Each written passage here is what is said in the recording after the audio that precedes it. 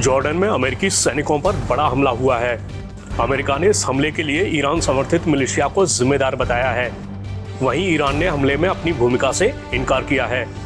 हमले से तिलमिलाए अमेरिका ने कहा है कि वो इसका जवाब देगा। चलिए आपको बताते हैं कि इस हमले की जड़ में क्या है और किस तरह अब तनाव और बढ़ सकता है। बताया गया है कि बड़े आकार के ड्रोन ने जॉर्डन में टावर 22 के नाम से जाने जाने वाले लॉजिस्टिक सपोर्ट बेस पर हमला किया।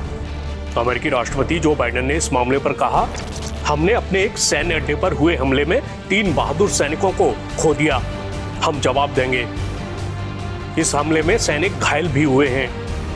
इजराइल हमास युद्ध की शुरुआत के बाद से पश्चिम एशिया में अमेरिकी बलों के खिलाफ ऐसे समूहों की ओर से महीनों से हमले जारी हैं। मगर अब अपने सैनिकों के हताहत होने से अमेरिका तिलमिला गया है। इस बीच खबर है कि पूर्वी सीरिया में ईरान समर्थित लड़ाकों ने अमेरिकी हवाई हमलों के डर से अपने ठिकानों को खाली करना भी शुरू कर दिया है। इस मामले पर अमेरिका के रक्षा मंत्री लॉयड ऑस्टिन ने कहा है, अमेरिका अपने सैनिकों और अमेरिकी हितों की रक्षा के लिए सभी जरूरी कार्रवाई करेगा।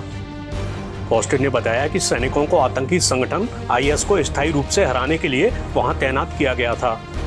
अमेरिकी सुरक्षा बल लंबे समय से अपने आधार शिविर के तौर पर जॉर्डन का इस्तेमाल करते रहे हैं।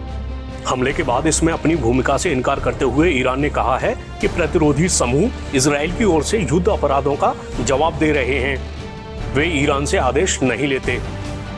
जैसा कि आपको पता ही होगा कि इस वक्त गजा में इजराइल और फिलिस्तीनी उग्रवादी संगठन हमास के बीच युद्ध जारी है। इस बीच इजराइल पर आरोप लग रहे हैं कि उसके हमलों में गजा के आम लोग भी हताहत हो रहे हैं। वहीं अमेरिका इजराइल का करीबी दोस्त है। अमेरिका कई बार इजराइल से संयम बरतने की बात कह चुका है, मगर युद्ध में लगातार आम लोग हताहत हो रहे हैं। ऐसे में अमेरिका की भूमिका पर भी सवाल उठ रहा है कि क्या उसकी नसीहत महज दिखावा है। इधर ईरान इजराइल और अमेरिका का दुश्मन है। पिछले कुछ वक्त में ऐसी कई घटनाएं सामने आई हैं जिनको लेकर कहा गया है कि ईरान समर्थित लड़ाकों ने अमेरिका और उसके दोस्तों को निशाना बनाया है। कुल मिलाकर अब अमेरिका और ईरान के बीच तनाव लगातार बढ़ रहा है। ऐसे में इनके बीच सीधी लड़ाई की आशंका भी तेज हो रही है।